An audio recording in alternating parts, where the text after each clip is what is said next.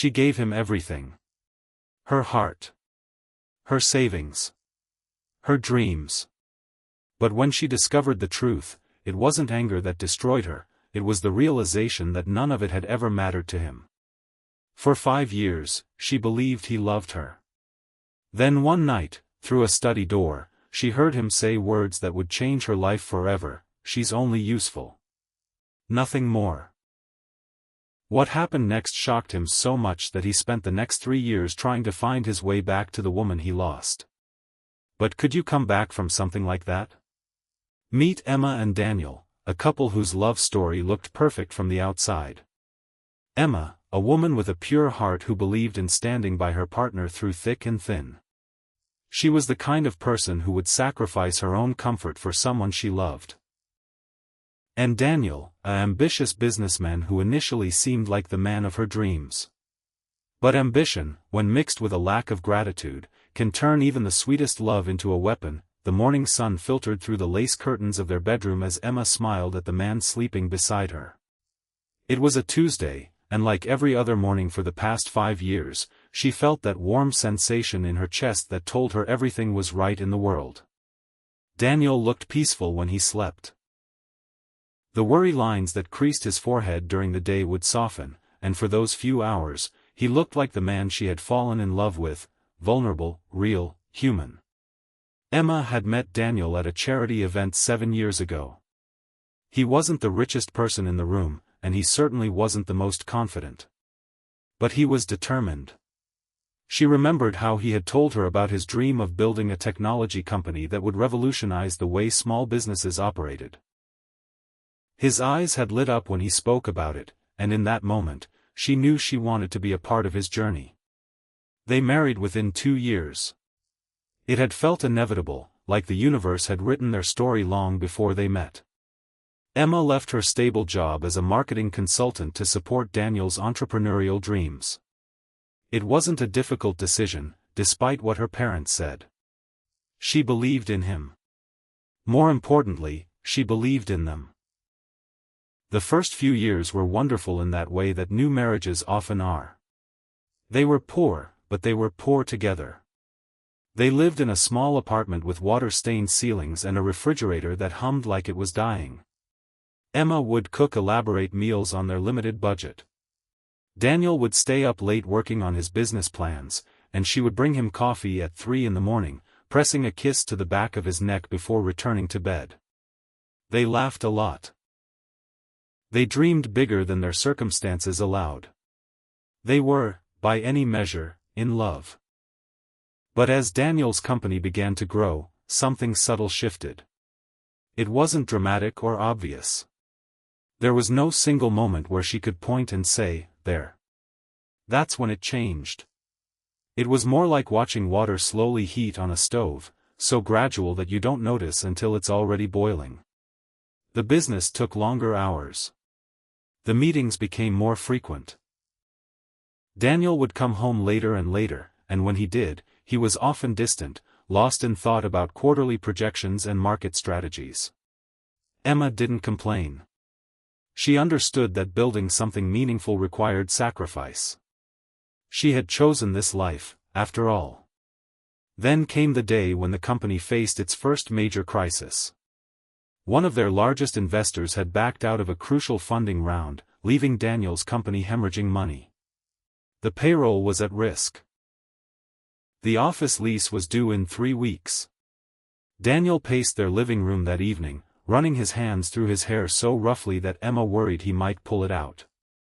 "I don't know what to do," he had said, his voice breaking slightly. "I've failed. After everything, I've failed." Emma had walked over to him and taken his hands in hers. She made a decision in that moment, one that would later define the trajectory of their relationship in ways she couldn't have predicted. "You haven't failed," she had said firmly. "I'll help you." 3 days later, Emma sold her grandmother's jewelry. The collection had been passed down through 4 generations of women in her family.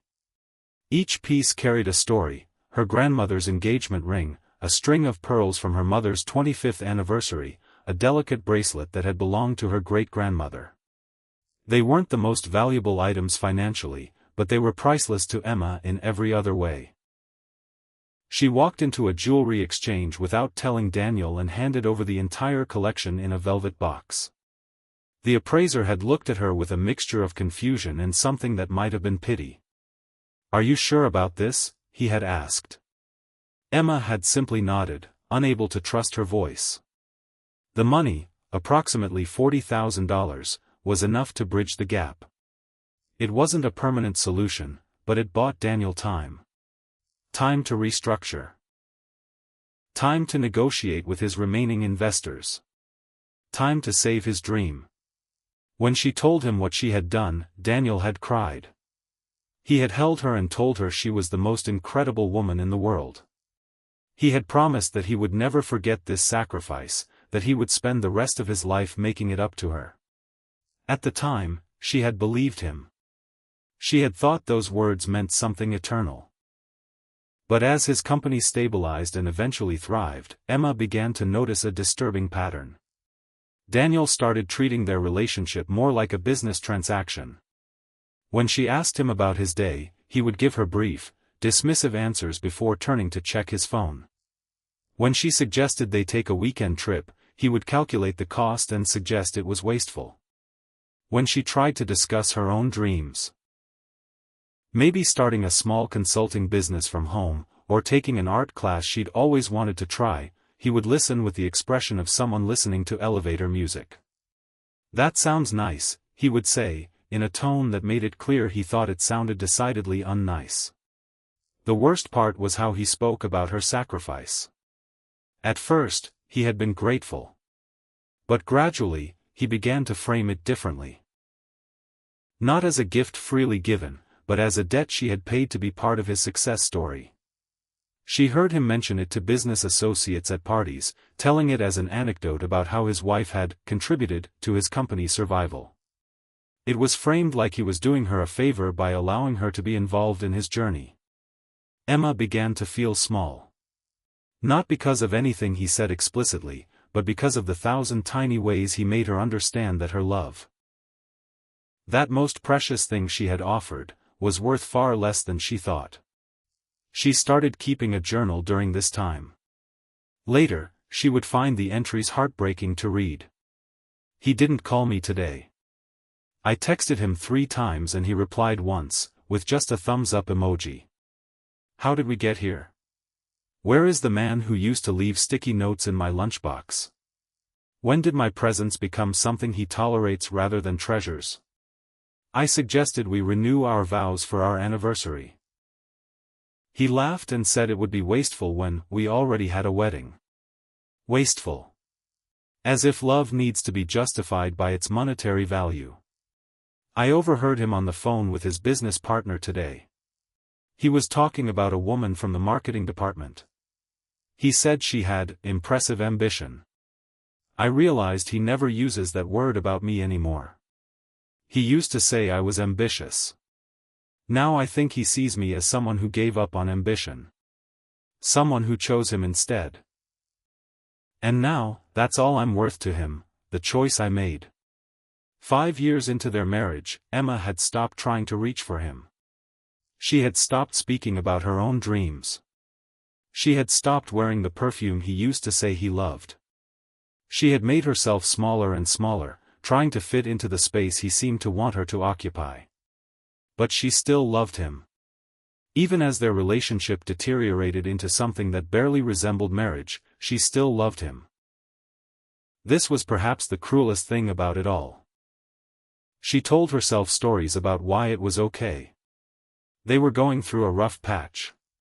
He was stressed. Business was demanding. Once things settled down, he would remember. Once the company was truly stable, he would turn his attention back to her. Once. She was still waiting for that, once, on the night that everything changed. It was a Thursday evening in October. The kind of evening where the air is crisp and carries the promise of autumn. Emma had spent the afternoon preparing Daniel's favorite meal, sea bass with lemon butter sauce and roasted asparagus. She had even bought an expensive bottle of wine that she couldn't really afford. She wanted to surprise him. She wanted to remind him of who they had been to each other. He had called as she was setting the table and said he would be home by 8. He wasn't. He called again at 8:30 and said he was held up in a meeting and would be late. By 9 o'clock, Emma had warmed the food 3 times and given up. She was sitting on the couch, still in the dress she had changed into, when she heard the key turn in the lock. Daniel came through the door and barely glanced at her. "Why is the house so warm?" he asked, immediately loosening his tie. "Did you turn off the air conditioning?" Emma's heart sank slightly at the complete lack of recognition for what she had done. But she tried again. "I made dinner. Your favorite. I thought maybe we could." "I'm not hungry," he said, already heading toward his study. "I have to make some calls to the West Coast office."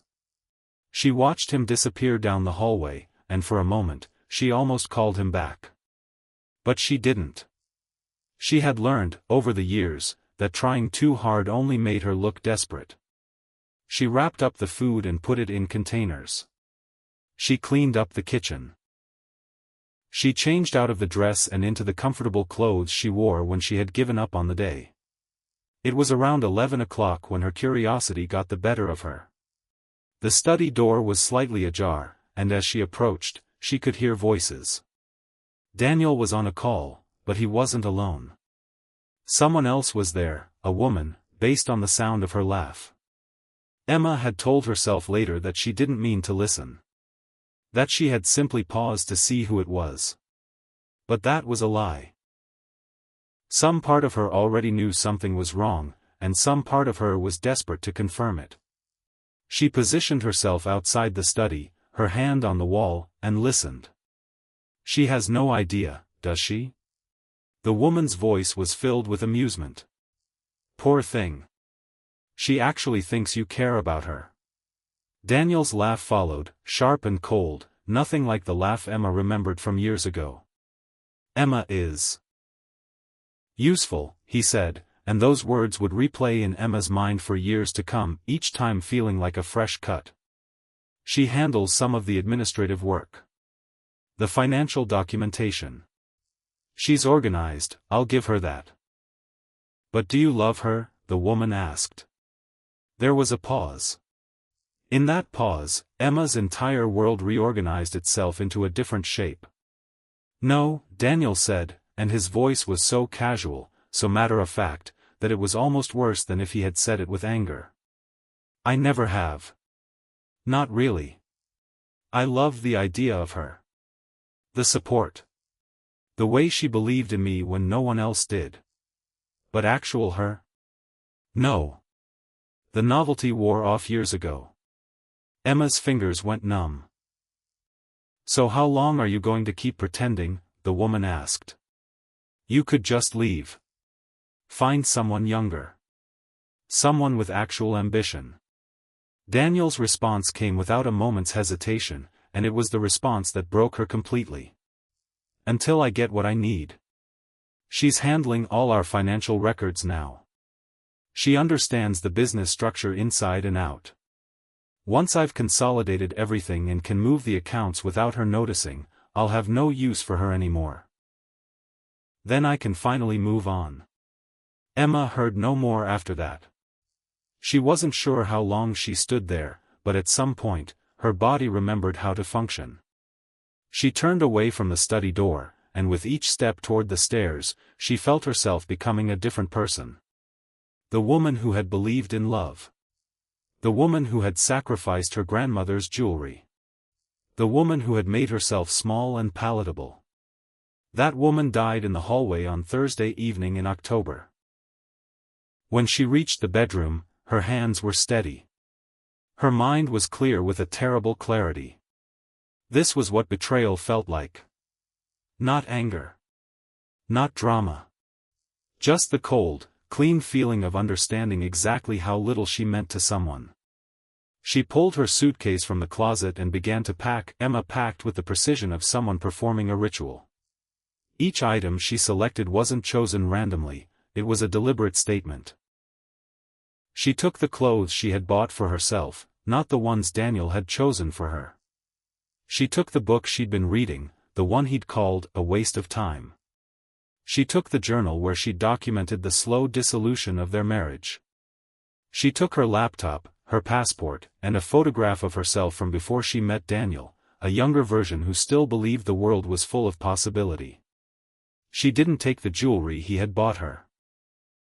The diamond earrings from their anniversary. The pearl necklace that had been so expensive he'd mentioned the cost every time she wore it, as if she needed reminding of what she'd been given. She left those in the drawer, unworn and unmissed. What she did take was her wedding ring.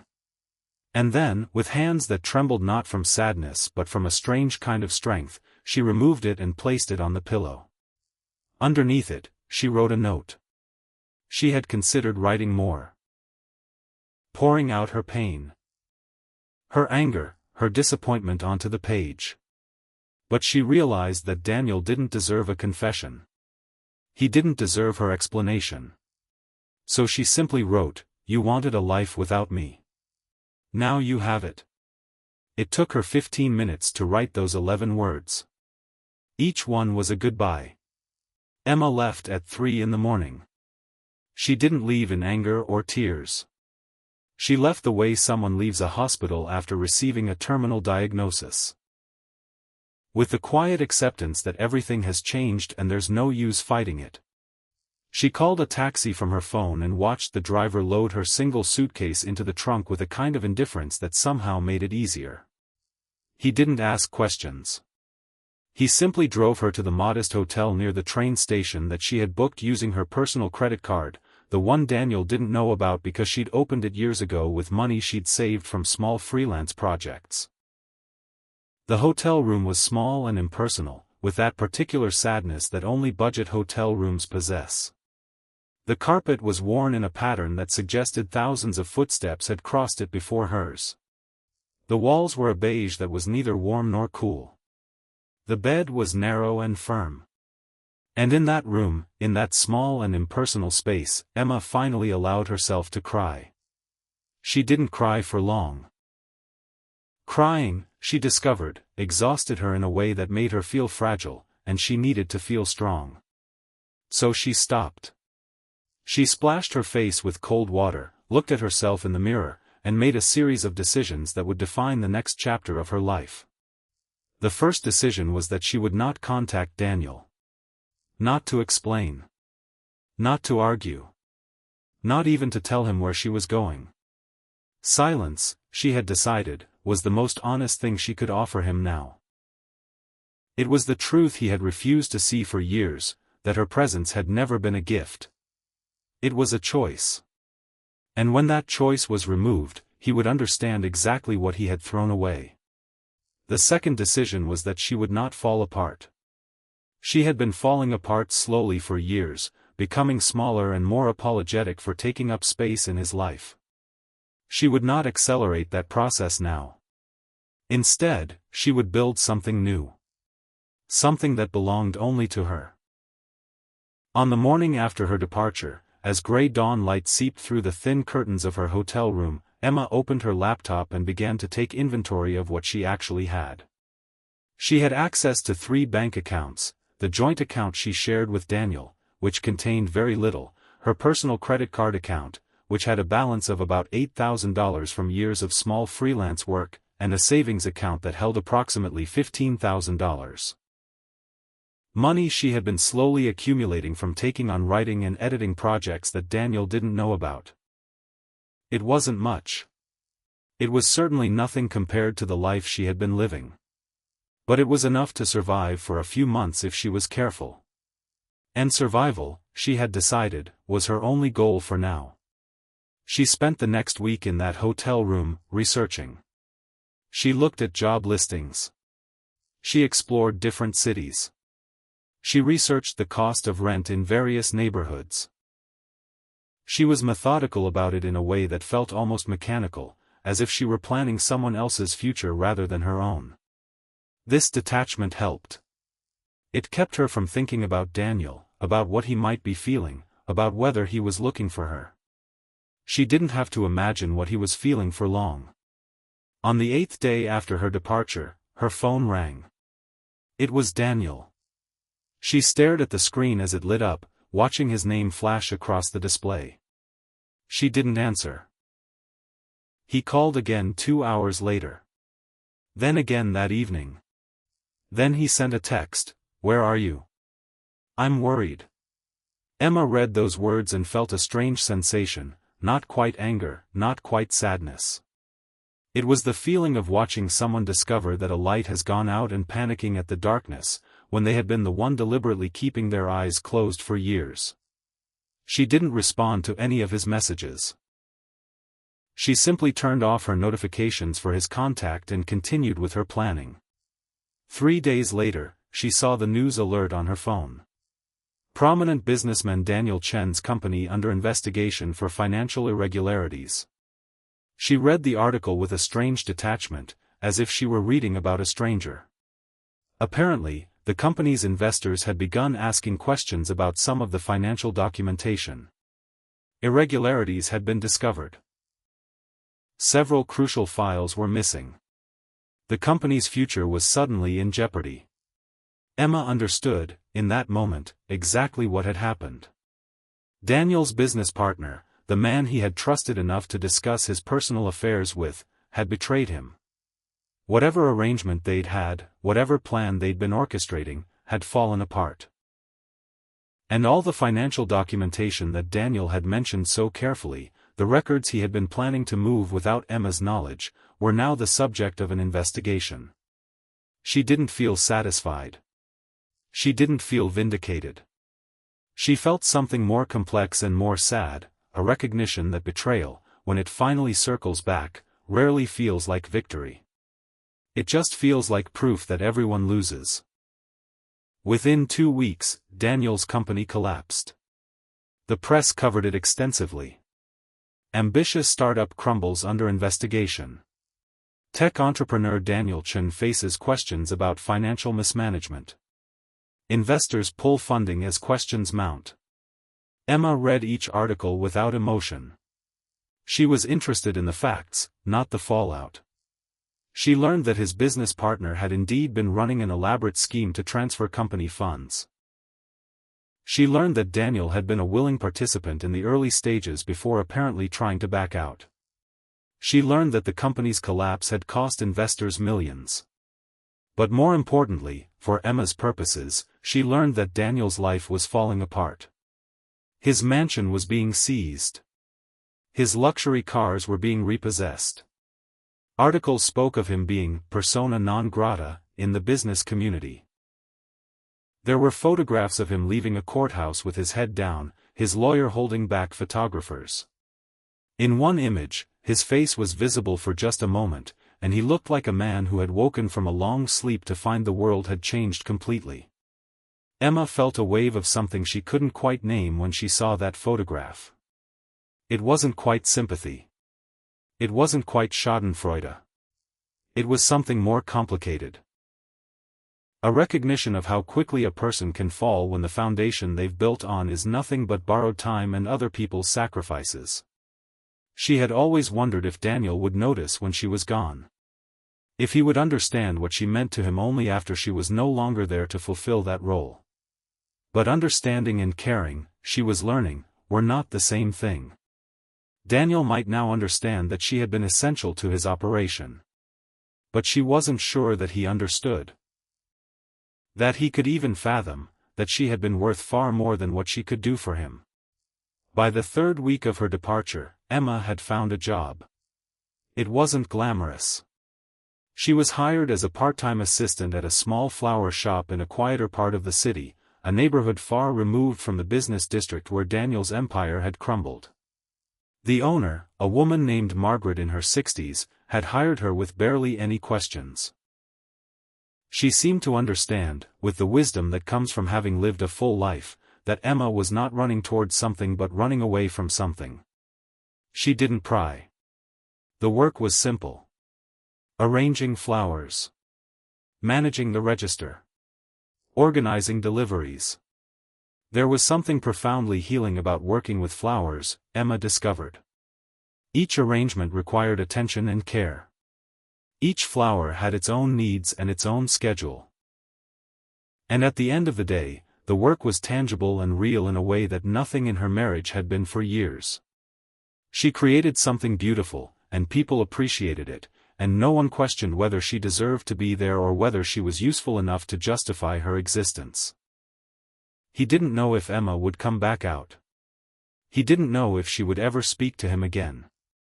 But he knew he deserved to stand there in the cold evening air, waiting for a woman who owed him nothing, hoping for a mercy he had no right to expect. So he stood. And he waited. And when the lights in the flower shop went off and he realized she had left through another entrance, he didn't follow her. He simply walked to a nearby bench and sat down. That night was the first night of what would become a profound transformation, though Daniel didn't understand it yet. He was still thinking like a businessman, still trying to calculate his way back into Emma's life.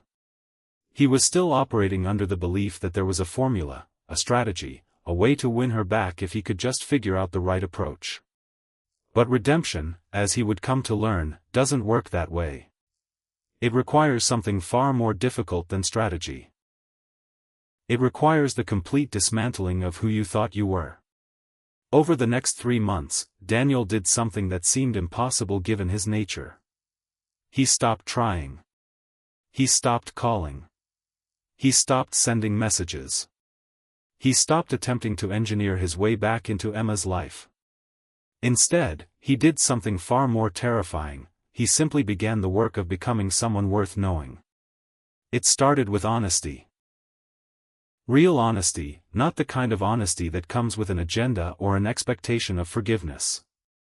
Daniel hired a therapist, something he had always dismissed as unnecessary before, and began the painful process of examining his own character. He sat in that therapist's office week after week, confronting truths about himself that made him physically uncomfortable. He had taken Emma's sacrifice and treated it like a transaction. He had confused her loyalty with weakness. He had measured her worth by what she could contribute to his ambitions. He had never once asked her what she wanted. He had never once considered that she might have had her own dreams that were just as valid as his. He had built his life on the assumption that her purpose was to support his. And when that stopped being useful to him, he had begun to discard her like a tool he no longer needed. These realizations came to him slowly, painfully, like poison leaving a wound. Each one hurt in a way that losing his company never had, because they forced him to acknowledge that he had been the villain of his own story. Not because he was evil, but because he had been so focused on his own ascension that he had been completely blind to the people supporting his climb. Daniel moved into a modest studio apartment not far from the one Emma lived in, though he didn't know that at first. He took a job as a junior consultant at a small firm. A humbling position for someone who had once run his own company. His colleagues had no idea who he was, and he didn't tell them. "I never wondered what you dreamed about. I never considered that your happiness mattered as much as my success. That is my deepest regret, and it is a regret that no apology can fix. But I wanted you to know that I understand now. I understand what I threw away. And more importantly, I understand that you were right to leave. You deserved so much more than what I was willing to give you. You deserved someone who would celebrate your dreams as fiercely as you celebrated theirs. You deserved someone who would see you, really see you, and be grateful for the privilege of your presence. I'm sorry I wasn't that person. And I'm grateful, even though I have no right to be, that you found the strength to leave me. Because in leaving me, you saved yourself. And maybe, just maybe, you gave me the chance to save myself too." He didn't send the letter. He placed it in an envelope and kept it in his desk drawer. Not because he thought it would change anything, but because the act of writing it had changed him. 5 months after Emma's departure, something unexpected happened. Daniel was volunteering at the nonprofit, helping a young woman develop a business plan for a sustainable fashion line, when he ran into Margaret, the owner of the flower shop. Margaret had come to the nonprofit seeking help with her business. She wanted to expand. She wanted to hire more staff. And she wanted to make sure her business model was sustainable. Daniel was assigned to help her. As he began to review her financials and business strategy, he discovered that Margaret ran one of the most ethically sound small businesses he had ever encountered. She paid fair wages. She sourced her flowers from sustainable suppliers. She took genuine interest in her employees' well-being. And apparently, one of her employees was a young woman who had recently joined her team and had single-handedly transformed the shop's social media presence and brought in new customers through word of mouth. Daniel's hands went cold when he read the employee's name in Margaret's payroll records. Emma. He didn't mention knowing Emma. He simply helped Margaret with her business plan, and when he was finished, he thanked her and walked away. That evening, he sat on his apartment floor and allowed himself to cry. Real tears. Not for himself, but for Emma. Because he could see exactly what she had done. She had taken the $15,000 she had saved and the strength she had found and built a quiet, honest life. She had found work that mattered. She had found a boss who treated her with respect. She had found a community. And she had done it all without him. He simply showed up, did good work, and collected his paycheck. For the first time in his adult life, he understood what it meant to be ordinary.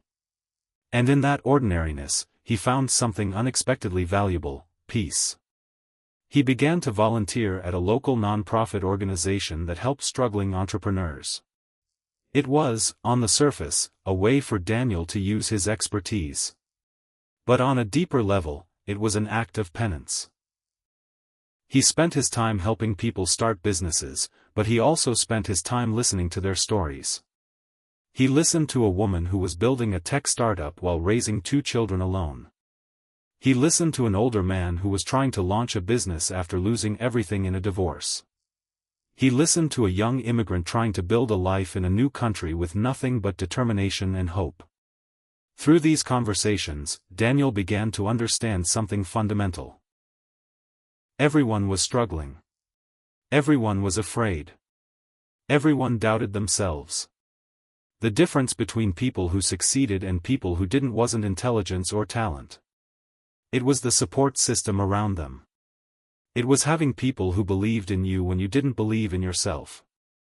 It was having people willing to sacrifice for your dreams because they cared about you as a human being, not because they saw you as a means to an end. He thought of Emma every single day. But his thoughts about her began to change. Instead of thinking about what he had lost, he began to think about what she had given up. He thought about her grandmother's jewelry. He thought about the years she had spent making herself smaller so that he could take up more space. He thought about the way she had loved him not because he deserved it, but because she was capable of that kind of love. And he began to understand that the greatest tragedy of their relationship wasn't that it had ended. It was that it had ever been constructed in a way where her love was treated as a commodity rather than a gift. For months after Emma left him, Daniel did something he had never done before. He wrote her a letter. Not to convince her to come back. Not to explain himself. But simply to tell her the truth about what he had learned and what he had understood. He wrote, "Emma, I don't expect you to read this. I don't expect you to respond. I'm writing this not for you, but for myself, to document the moment when I finally became aware of how completely I failed to see you. For 5 years, you stood beside me, and for 5 years, I looked through you. I saw your usefulness. I saw your loyalty. I saw your willingness to sacrifice. But I never actually saw you. I never asked you who you wanted to be." For the first time since their separation, Daniel understood that this was what true love looked like. It wasn't about grand gestures or elaborate apologies. It was about wanting the best for someone, even when they had left you. It was about being genuinely happy that they had found peace, even though you had lost everything. He knew he should stay away from the flower shop. He knew that showing up would only complicate her life. But he also knew that if he didn't try, even one more time, he would spend the rest of his life wondering what might have been. So he planned carefully. He went to the flower shop on a day when Margaret had mentioned Emma would be working alone. And he walked in with no plan, no strategy, and no expectation except to tell her one more truth. Emma looked up from arranging a bouquet of peonies when the bell above the door chimed. Her eyes widened when she saw him, and for a moment, her hands stilled. The peony she had been holding trembled slightly. But she didn't run. She didn't hide. She simply set down the flower and waited. Daniel stepped inside, and the smell of flowers enveloped him, roses and lavender and something green and alive. It smelled like hope. It smelled like growth. It smelled like all the things he had destroyed in his pursuit of success. "Hello, Emma," he said quietly. His voice was different now. There was no confidence in it, no presumption. There was only honesty. "Daniel," she replied. Her voice was calm, but he could see the way her fingers gripped the edge of the counter. She was holding herself steady. "I'm not going to ask you for anything," he said. He meant it. "I'm not going to ask you to forgive me. I'm not going to ask you to come back. I'm not going to ask you for a second chance. I just need to tell you one thing, and then I'll leave, and you'll never have to see me again if that's what you want." Emma's jaw tightened slightly, but she nodded for him to continue. "I spent years telling myself that I loved you," Daniel began. "But I didn't love you. I loved what you represented. I loved your support. I loved your sacrifice. I loved the way you made my dreams feel possible. But I never loved you as a person. I never asked who you were beyond what you could do for me. And I'm sorry for that. Not because I want your forgiveness, but because you deserved so much better. You deserved someone who would see you as the most important part of their world, not as a supporting character in your story. You deserved someone who would celebrate your dreams as fiercely as you celebrated theirs. You deserved someone who would look at you the way you looked at me, with genuine care and genuine interest in your happiness." He paused, and Emma's eyes had filled with tears, though she refused to let them fall. "I lost everything," Daniel continued. "My company. My house. My reputation. And I deserved to lose all of it. But in losing everything, I finally found something worth having: self-awareness. I finally understand what I did to you. And I finally understand that the only real way to apologize is not through words, but through becoming someone who would never make those mistakes again." Emma was quiet for a long moment. When she finally spoke, her voice was steady but filled with emotion. "You lost everything because you trusted the wrong person," she said, repeating the words she had spoken to him months ago in this very shop. "But don't mistake losing everything for earning forgiveness." "I know," Daniel said quietly. "I'm not asking for forgiveness. I'm just asking you to know that I see it now. I see what I did. And I see why you had to leave." Emma looked at him for a long moment, really looked at him, and something shifted in her expression.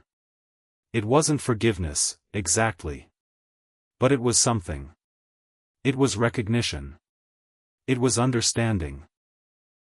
It was the acknowledgement of one person to another that they had both learned something painful and necessary. "Why did you come here?" she asked. "Because I needed to know that you were okay," Daniel said. "And because I needed to tell you that you were right. You were right to leave. You were right not to take my calls. You were right to build a life without me. And I'm grateful for that, even though I don't deserve to be." Emma's eyes finally spilled over, tears running down her cheeks. But she smiled through them, a real smile, sad and wise and full of a kind of grace that only comes through genuine healing. "I forgive you," she said quietly. "Not because you deserve it, but because I deserve to be free of the anger. I forgive you because holding on to my resentment was another way of letting you control my life. And I'm done letting you control anything about me. It was, Daniel understood, the most perfect goodbye she could have given him. It wasn't a yes. It wasn't an opening. It was closure. It was the sound of a chapter closing, not gently, but completely. And it was exactly what he needed to hear.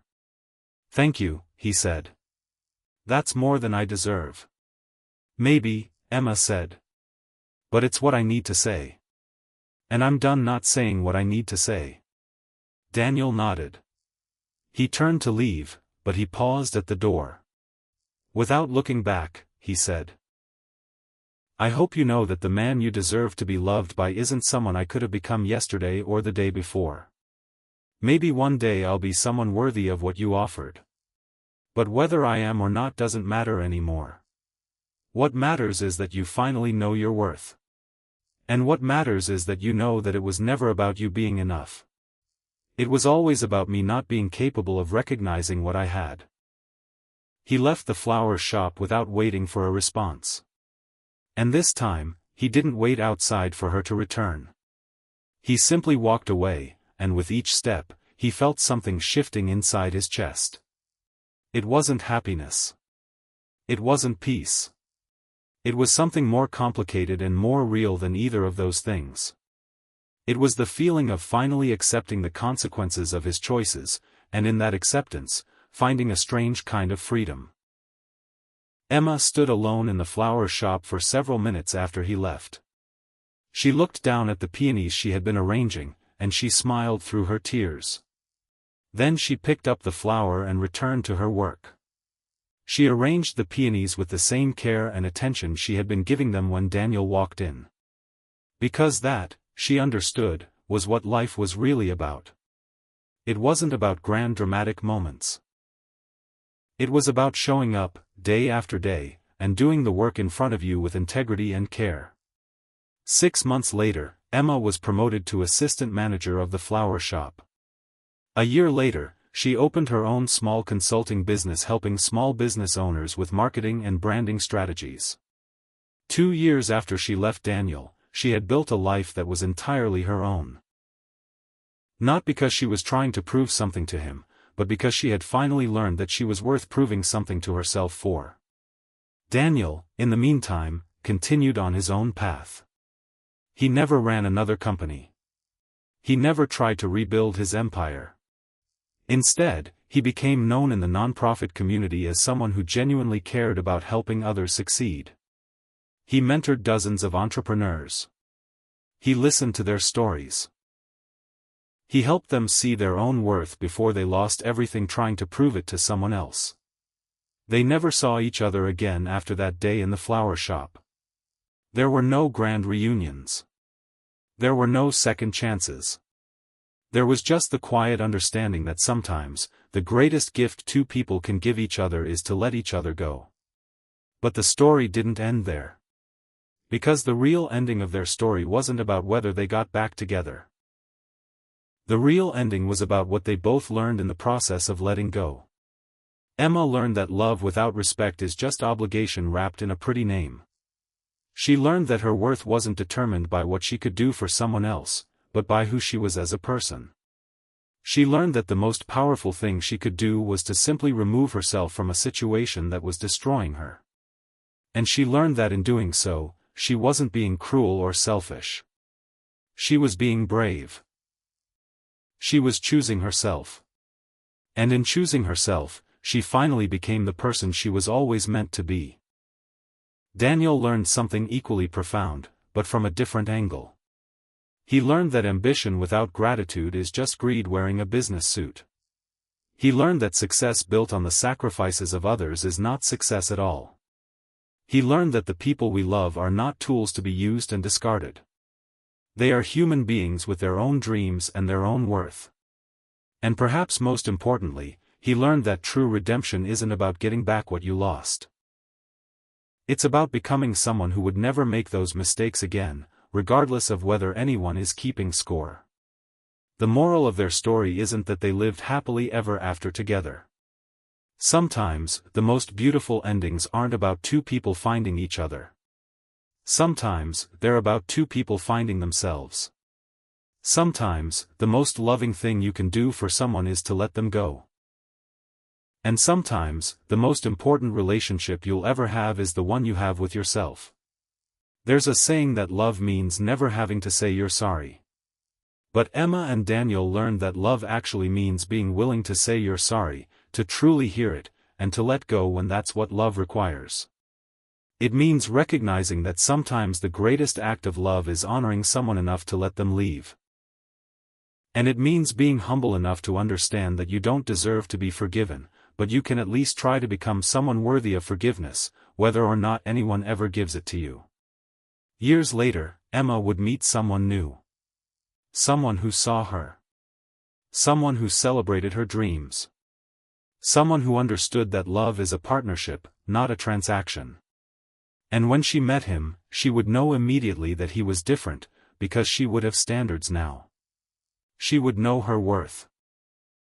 She would never again apologize for taking up space or asking for kindness or expecting to be treated like she mattered. And Daniel would eventually find peace. Not through success or wealth or status, but through the simple act of showing up for people who needed help.